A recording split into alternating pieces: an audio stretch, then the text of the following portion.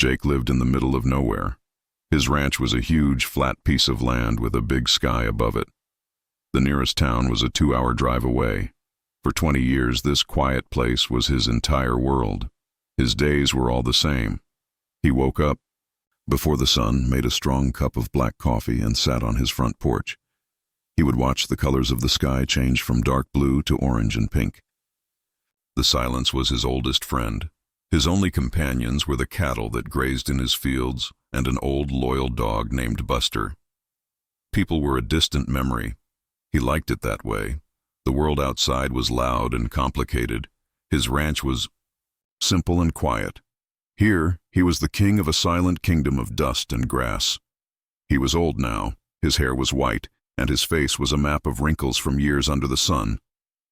But his eyes were still sharp, and his hands were still strong. One evening, everything changed. Jake was sitting on his porch, just like any other night. Buster was sleeping at his feet. The sun had gone down, and the sky was full of stars. It was a peaceful night. Then he saw it, a light. It was not a star, and it was not a plane. A plane's light would blink and move slowly. This light was a steady, soft silver color. It moved across the dark sky faster than any plane, but it made no sound at all. Jake leaned forward in his chair, his old eyes focused. He had lived here his whole life, and had never seen anything like it.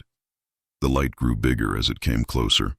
It seemed to be heading for the far end of his property, near the old canyon. Then, it began to fall.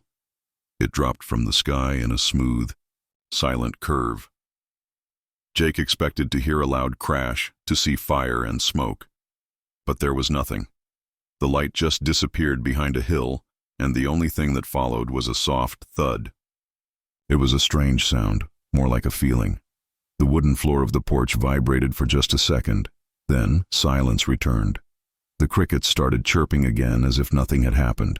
Buster woke up with a low growl, the hair on his back, standing up. Jake put a calming hand on the dog's head.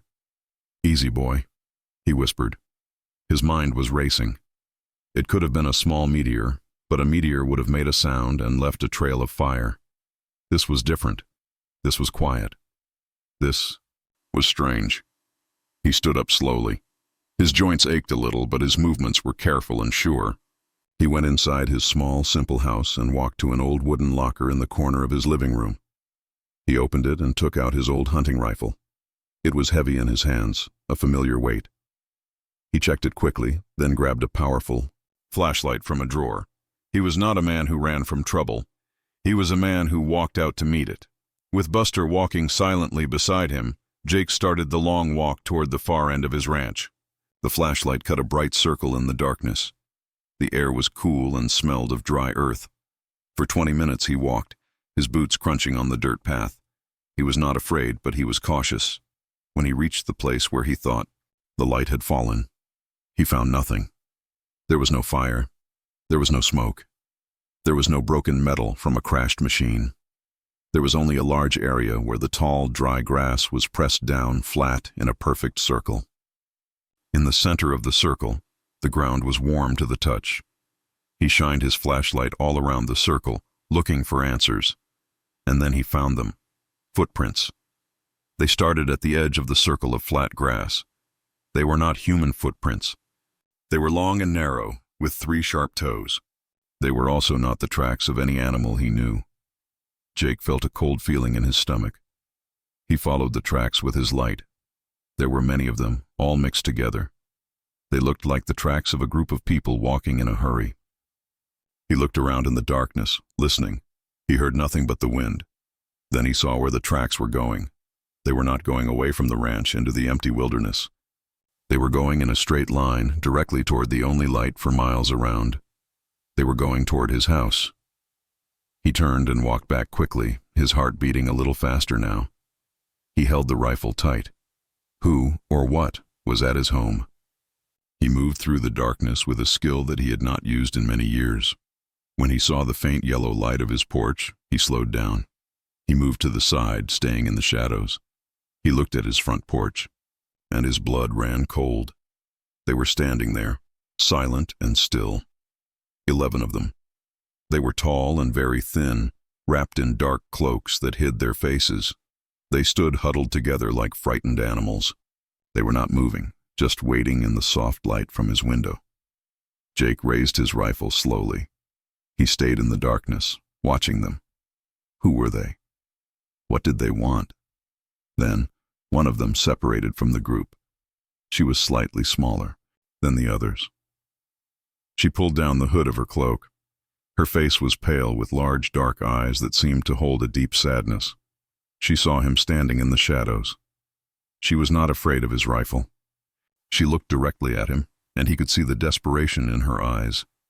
She raised a small metal object to her mouth. When she spoke, the sound did not come from her. It came from the object, a soft, electronic voice speaking in broken, simple English. "Please," the machine voice said. It paused for a moment, and in the silence, Jake could hear the whole universe waiting. The old man, Jake, stood in the shadows for a long moment. His rifle was pointed at the ground, but he did not lower it completely. He studied the strange woman's face. Her large, dark eyes were not filled with anger or aggression. They were filled with a deep exhaustion and a powerful fear. He had seen that look before, many years ago, in the eyes of refugees during a forgotten war. He made a decision. With a slow, deliberate movement, he lowered his rifle completely and nodded his head toward the open door of his house. "Inside," he said, his voice rough from not being used. "Get inside now." The alien woman seemed to understand his gesture more than his word. She turned to her companions and spoke in a soft, musical language. One by one, the 11 females moved from the darkness of the porch into the warm, yellow light of Jake's kitchen. They moved together, a tight group, as if they were afraid of being separated. They looked around at the simple wooden room, the old stove, the worn-out table, the plain cupboards, with a sense of wonder and fear. Everything was strange to them. Jake followed them in, closing the door behind him. He leaned the rifle against the wall near the door, where he could reach it quickly if he needed to. He watched them for a moment. They were all very tall and thin, and their movements were graceful. Under their dark cloaks, they wore simple gray clothes. The one who had spoken before stepped forward again. She seemed to be their leader. She held up the small metal device. "I am Lyra," the machine voice said. "Thank you for shelter." Jake just nodded. He pointed to the chairs around his large kitchen table. "Sit," he said. The word was simple, and they understood. They sat down, though they looked uncomfortable on the plain wooden chairs. "Who are you?" Jake asked, his voice calm and direct. "Where did you come from?" Lyra looked at her companions, then back at Jake. She took a deep breath before speaking into the translator. The story came out in short, broken sentences, but the meaning was clear and terrible. "We are the Kailani," the machine voice began. "Our home was a world far from here. It was beautiful, green and full of life." Lyra's own eyes looked distant, as if she was seeing a memory. "Now it is gone. It is nothing but dust and fire." A deep sadness filled the room. Some of the other females lowered their heads, and Jake could hear quiet sobs. "An enemy came," Lyra continued. "They are called the Xylar. They are a race of warriors. They conquer. They destroy. They take everything. They came to our world and they burned our cities. They destroyed our fields. They left nothing." Jake listened without saying a word. He stood with his arms crossed, his face hard to read. "Our people were not fighters," Lyra said. "We were artists and scientists. But our husbands, our mates, they learned to fight. They fought to protect us. They were brave. They were the last soldiers of our race." A single tear rolled down Lyra's pale cheek. "They fought and they died. All of them. They died so we could escape.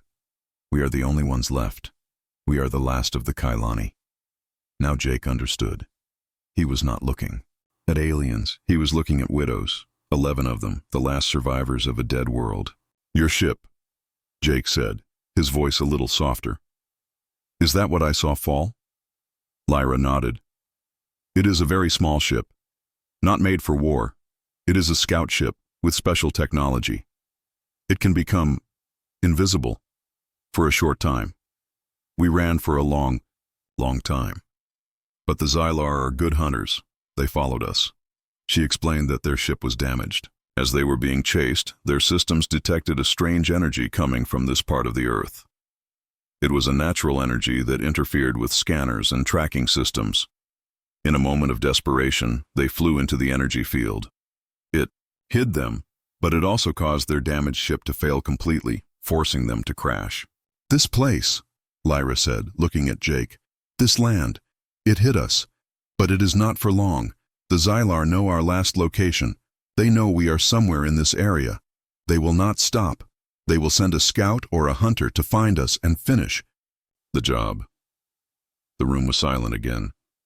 The weight of her story hung in the air. Jake looked at the 11 women huddled around his table. They had nothing. No weapons, no home, no hope. All they had was the fear of being found. Slowly, Jake walked over to the wall and picked up his rifle. The widows all tensed, their eyes wide with fear, but Jake didn't point it at them. He walked over to the old wooden locker, opened it, and placed the rifle back inside. He closed the locker and locked it. It was a simple action, but it was a message. He turned back to them. He was just a tired old man, and they were refugees from the stars, but in that moment, they understood each other. "You must be hungry," Jake said. He walked over to his cupboard and started taking out plates. "And thirsty." The immediate danger was here, on his ranch, and they would have to face it together. For a short time, there was peace in the old ranch house. Jake gave the Kailani widows simple food, bread, cheese, and fresh water from his well. They ate slowly, as if they had not tasted real food in a very long time. They did not talk much. The small kitchen was filled with a quiet, nervous energy. The fear was still there, but under it, a small seed of safety was beginning to grow. They were hidden. They were sheltered. For now, they were safe. This feeling of safety did not last long. It started as a low humming sound, far away. At first, Jake thought it was the wind, but the sound grew steadily louder, closer. It was a high-pitched mechanical hum, the sound of a machine moving very fast. Buster, the old dog, stood up and let out a low, deep growl, the fur on his back bristling.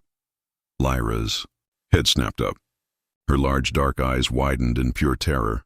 She knew that sound. All the widows knew it. "It is here," she whispered, her voice trembling. "What is here?" Jake asked, his own voice calm and low. "A seeker," Lyra said, looking at the ceiling as if the machine could see them through the roof. "A Xylar scout drone. It moves fast, and it scans everything. It is looking for our energy signature, for our life signs. If it finds us, it will send a signal. Then the soldiers will come. Then it is over." Panic erupted in the room. The widows stood up, their chairs scraping loudly against the wooden floor. They looked for a place to hide, but they knew there was nowhere to go. They were trapped. Jake did not panic. He moved to the window and looked out carefully from behind the curtain. He saw it instantly. A small black object, shaped like a sharp metal insect, was hovering high above his fields. A single bright red light on its body pulsed slowly, like an evil eye. It was methodically scanning the ground, moving back and forth in a grid pattern. It was getting closer to the house. "Stay down," Jake commanded. His voice was not loud, but it was full of authority. The panicked women stopped moving and looked at him. "Stay away from the windows. Do not make a sound." He thought quickly. The drone was a machine. It followed a program.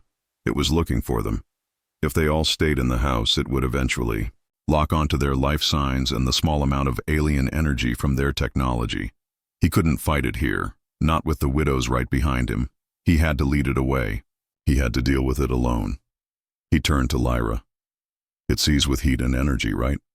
Lyra nodded, confused. "Yes. It will see you if you go outside." "Good," Jake said. He walked to the door and picked up his old hunting rifle. He checked that. It was loaded. "I'm going to take it for a little walk. You all stay here. No matter what you hear, do not come outside. Understand? Lyra looked at the old man with his ancient weapon. He was going to face the Xylar machine by himself. It seemed like suicide. But there was a cold, hard confidence in his eyes that she had not seen before. She nodded slowly. We understand. Jake opened the door, stepped out onto the porch, and closed the door behind him. He stood in the open, making himself an easy target. The drone, which was now over his barn, stopped its scanning pattern. The red light blinked faster. It had found him. It shot toward him, silent and incredibly fast. Jake didn't run. He just turned and started walking away from the house, toward the west, where the land was rough and broken. He walked toward the canyons. The drone did not shoot. It was a scout, a hunter. Its job was to follow the target and confirm it before calling in the main force. It followed Jake from about 50 feet up in the air, a silent black shadow tracking his every move. Jake walked at a steady pace, never looking back. He knew it was there. He could feel its red eye on his back. He led it for nearly a mile, deeper and deeper into the Badlands. This was his territory. He knew every rock, every twist, and every turn. He finally entered the mouth of a narrow canyon. The stone walls rose up high on both sides, creating a deep channel cut into the earth. The drone followed him in. Its movements became less certain here. The narrow walls interfered with its sensors. It had to fly lower to keep him in sight. This was what Jake wanted. He walked around a sharp bend in the canyon and stopped. He was hidden from the drone's view for a few seconds. He quickly scrambled up a pile of loose rocks, finding a small ledge about 10 feet above the canyon floor. He pressed himself flat against the stone wall and waited. A few seconds later, the drone came around the corner. It hovered in the middle of the canyon, its red light sweeping the area, searching for him. It was directly below him.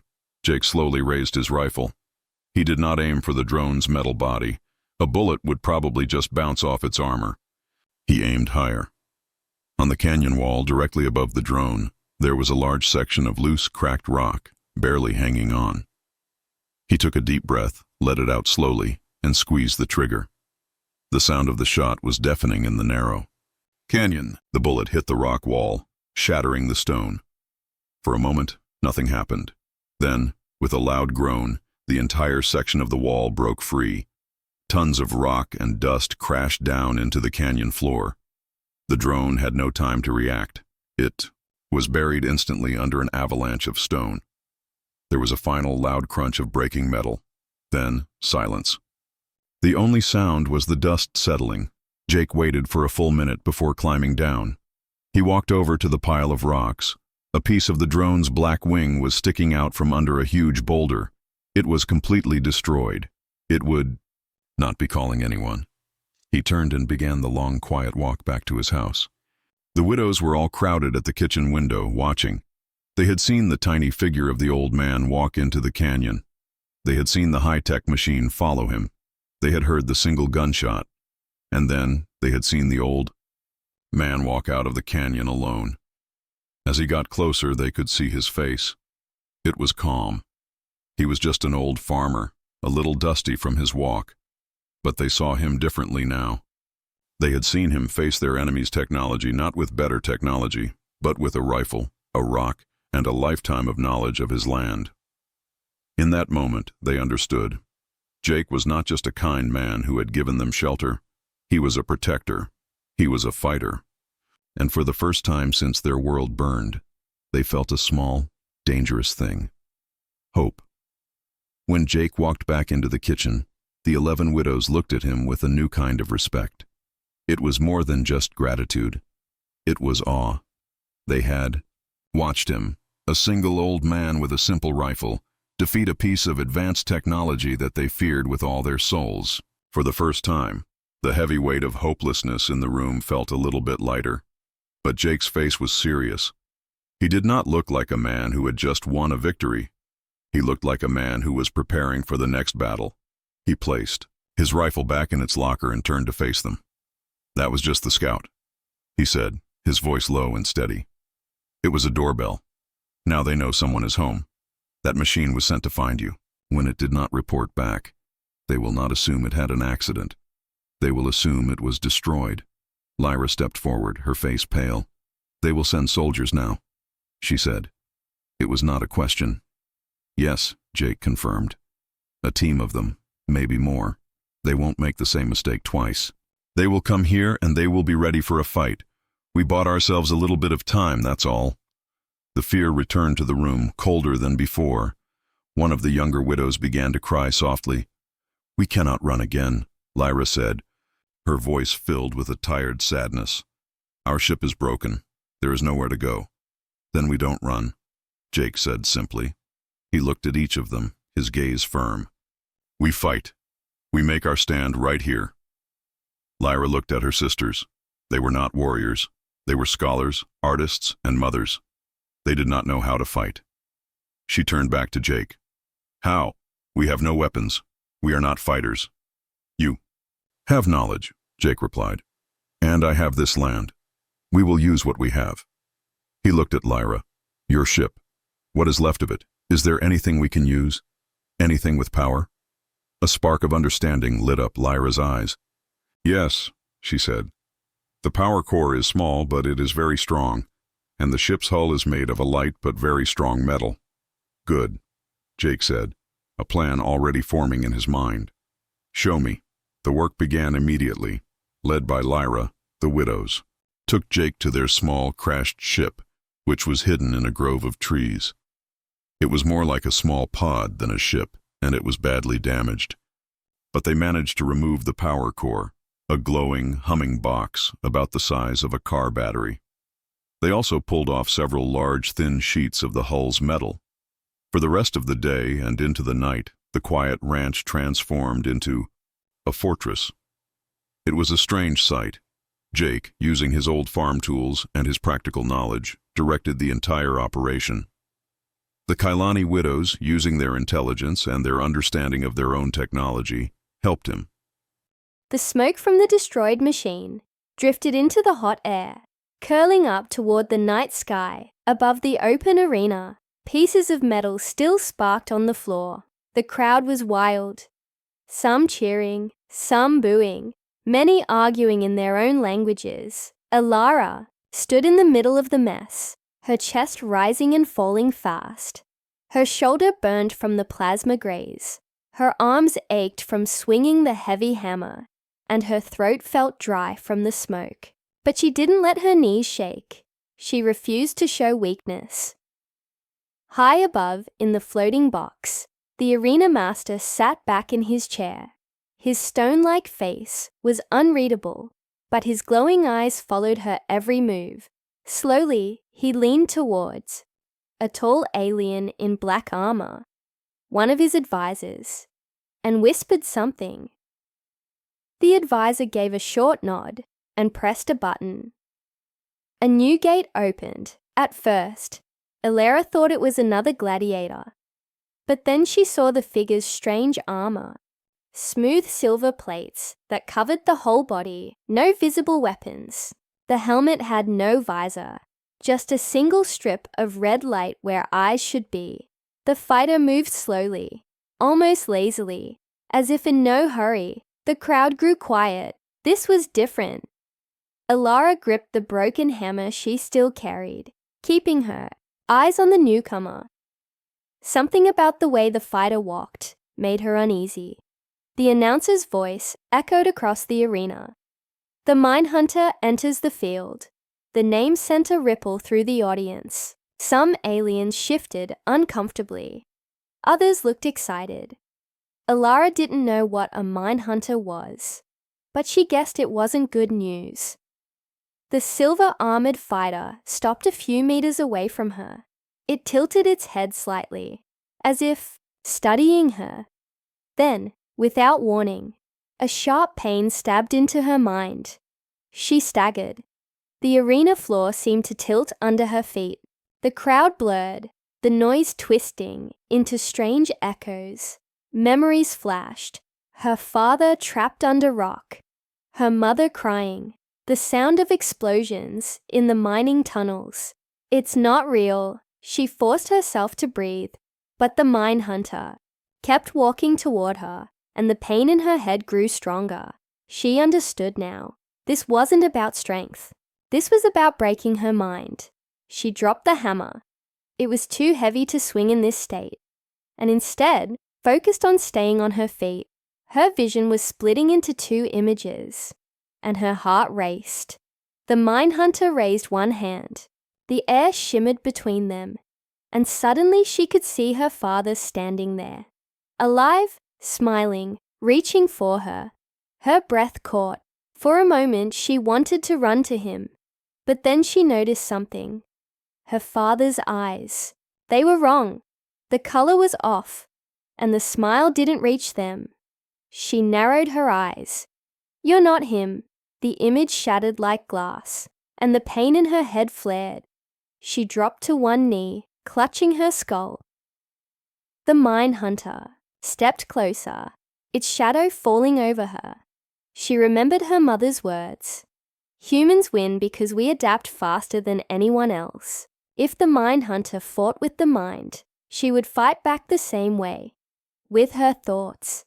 She forced herself to think of something else, something that didn't belong to her. The way the arena smelled, the sound of 100 aliens, voices, the taste of metal in the air. She imagined building walls in her mind, shutting out the invader. The pressure weakened for a second.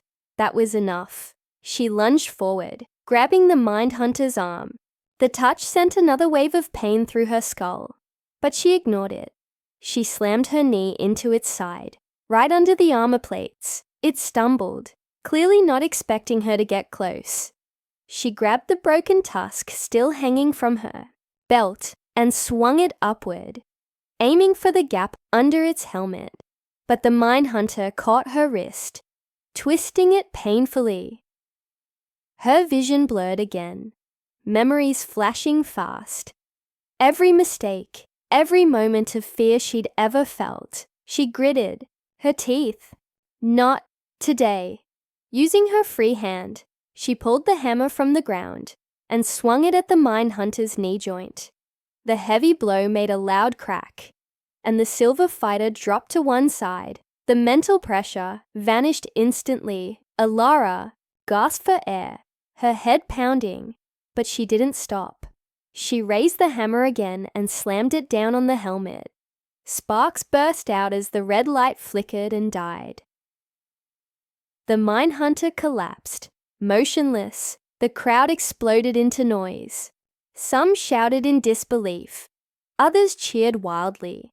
Alara stood over the fallen fighter, breathing hard, sweat dripping down her face. She had won, not with strength, but with her mind. Above, the arena master leaned forward, his expression sharp and dangerous now.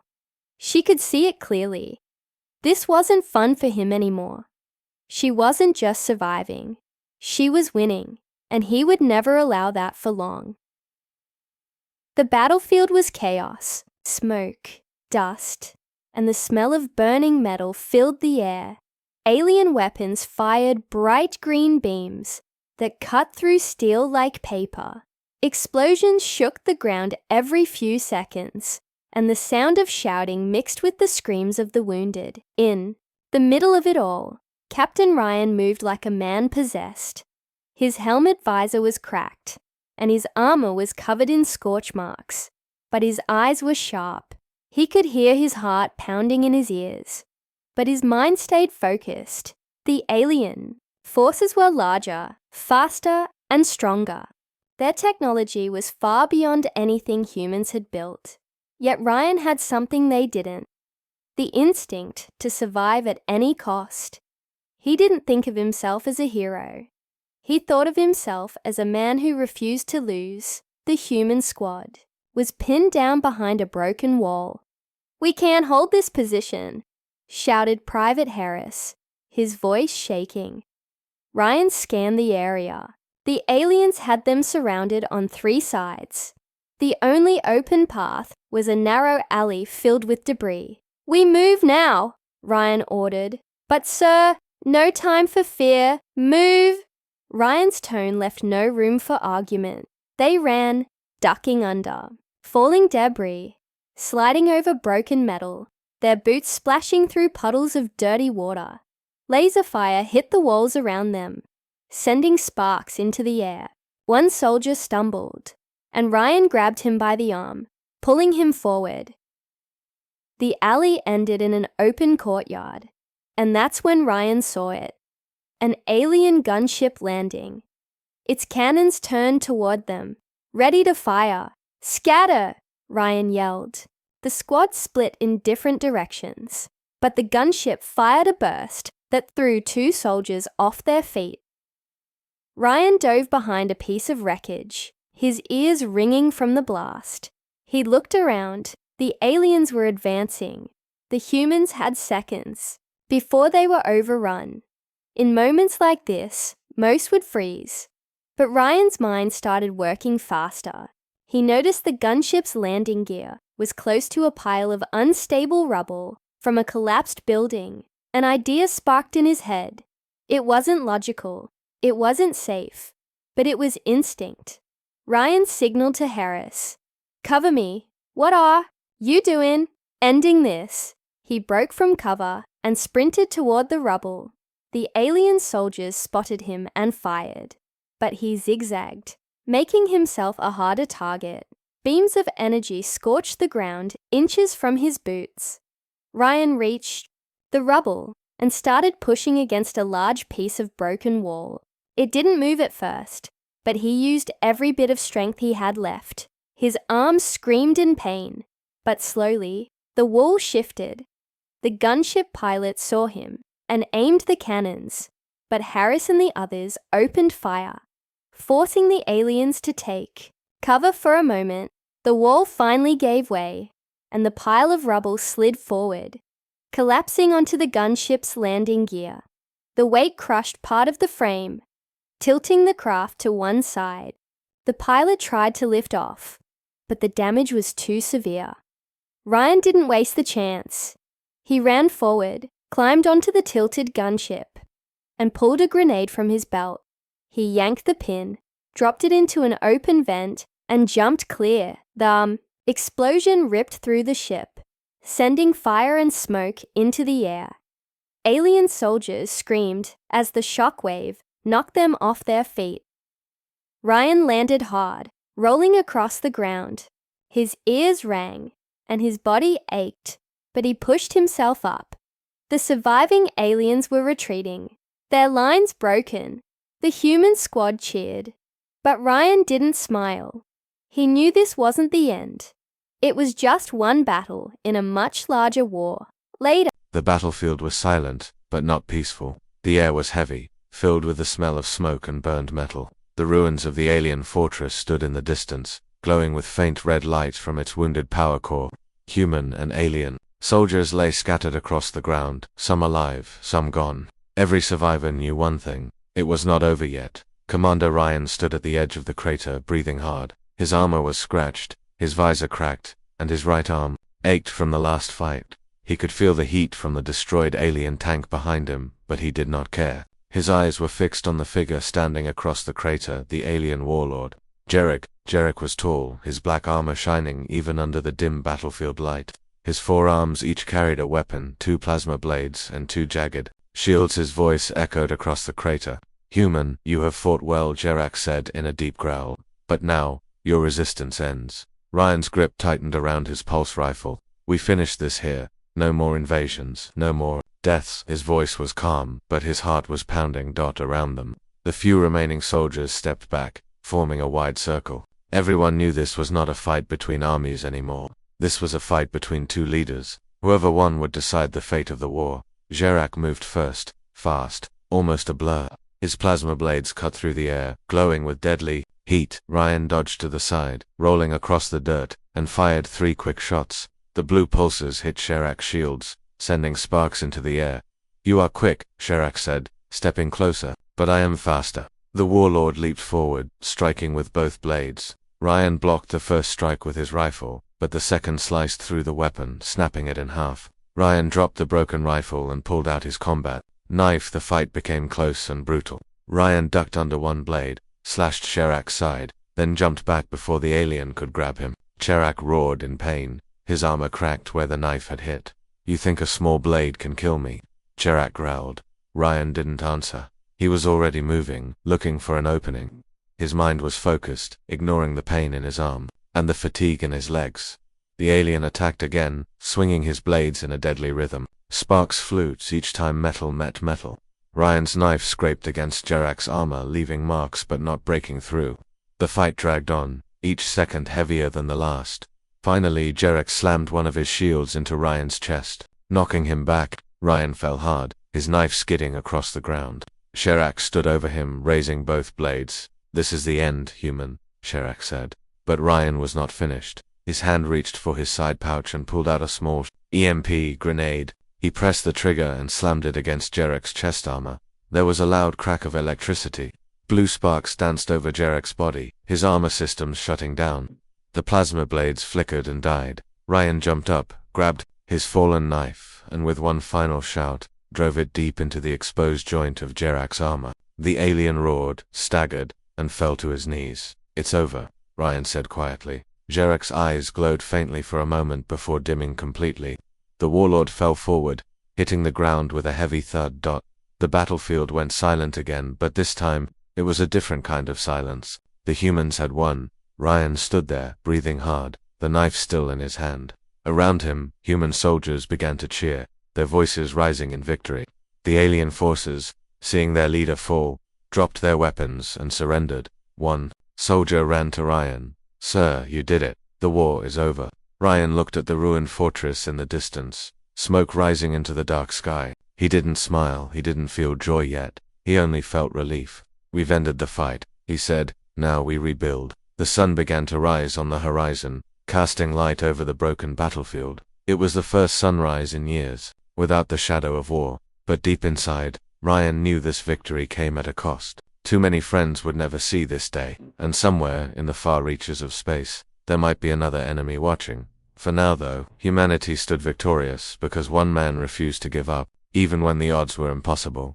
The battlefield was silent for a moment, the kind of silence that only comes before the storm. Smoke curled through the shattered metal walls, and the acrid scent of burnt circuits filled the air. Above the ruined station, the black void of space glittered coldly, hiding the fleet that still waited to strike. Captain Ryan's breathing was steady, but inside, every muscle screamed with exhaustion. He had fought for hours, maybe days. It was hard to keep track. Now the mission had come down to this: 17 minutes to hold the control core, long enough for the human fleet to finish charging the planetary defense cannon, 17 minutes to decide if Earth lived or died.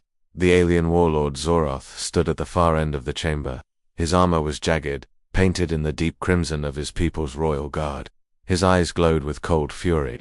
17 minutes. Zoroth growled in his native tongue, the translation chip whispering into Rion's ear. "You cannot win. You are one human, and I am the destroyer of worlds." Rian didn't move. He kept his rifle trained but his finger off the trigger. He knew Zoroth wanted him to attack first, to waste energy. "Maybe," Rian said, his voice calm, "but humans do strange things when the clock is ticking." They circled each other, the hum of the control core vibrating through the floor. Rian's mind was calculating every second, every movement. 17 minutes. He didn't need to kill Zoroth, he just needed to keep him busy. Zoroth lunged his energy. Blade flashing, Rian dodged, feeling the heat of the blade graze his armor. The impact of their movements echoed in the empty chamber. Each clash was like a drumbeat counting down the seconds. 16 minutes, Zoroth struck again, his style aggressive and overwhelming. Rian blocked with his rifle, sparks flying as the blade scorched the weapon's casing. His arms ached, but he forced himself to keep moving. 15 minutes, the station shuddered. Somewhere far above, human ships were still holding the enemy fleet at bay. Rian could hear faint chatter in his ear-order screams, bursts of static, but he tuned it out. His focus was here, on the single enemy in front of him. Zoroth snarled, "You fight like prey, yet you refuse to fall. That's the thing about humans," Rian said between breaths. "We're stubborn." 14 minutes, Zoroth's next swing sent Rian tumbling against a wall. Pain shot through his side. He gasped but rolled away just as the alien's blade pierced the metal where his chest had been a moment ago. His rifle was gone, slid across the floor. Now it was blade against blade. 13 minutes, Rian drew his combat knife. It looked small, compared to Zoroth's weapon, but size wasn't everything. He kept moving, letting the alien chase him in tight circles around the control core. The core's pulsing light made their shadows dance across the walls, like two predators locked. In an endless hunt. 12 minutes, Zoroth's strikes grew faster. He was getting angry. Rian smiled despite the burning in his lungs. Anger made people reckless, alien or human. That was what he was counting on. 11 minutes. The chamber lights flickered. Somewhere, systems were failing. Rian knew they had to be close to overload. He ducked under another swing, slashing across Zoroth's arm. The alien roared, his blood dark and thick against the floor. 10 minutes. Almost halfway, Rian said, taunting him. You getting tired? Zoroth's answer was a roar as he swung with all his strength. Rian sidestepped, but the blow was so strong it cracked part of the core's casing. Sparks rained down. 9 minutes. Rian was breathing hard now. Every move was draining him. His knife felt heavy, but he kept his eyes locked on Zoroth, never showing weakness. 8 minutes. Another strike. Another dodge, another spark of pain in his ribs. His vision blurred for a second, but he forced it clear. He could not fall now. 7 minutes. Zoroth charged. This time Rian didn't dodge. He stepped in, too close for the alien's blade to be effective, and drove his knife into Zoroth's side. The alien howled, but didn't stop. They crashed into a control console, alarms screaming around them. 6 minutes. Both were bleeding now. Both were exhausted, yet neither gave an inch. Rian felt the heat of the core burning at his back. 5 minutes. Zoroth swung wildly. Rian ducked, kicked his legs out from under him, and sent the alien crashing to the ground. But Zoroth rolled back up, faster than expected. 4 minutes. The cum in Rian's ear crackled. Captain, cannon, at 85%, hold your ground. 3 minutes. Rian blocked another blow, the impact rattling his bones. Come on, he muttered. Just a little longer. 2 minutes. Zoroth roared one last time and charged. Rian sidestepped, used the alien's momentum, and slammed him against the core. The shockwave of energy made both of them stagger. 1 minute. The cannon's charge reached maximum. In the distance, a bright light tore through the darkness as Earth's defense fired. The enemy fleet began to scatter. Rian looked at Zoroth, who was struggling to stand. Time's up, he said. The blast from the cannon shook the station, and the alien warlord collapsed. Rian stood in the middle of the chaos, breathing heavily. 17 minutes had passed. Humanity had survived, and for that, history would remember him, not for killing Zoroth, but for outlasting him. 17 minutes to immortality.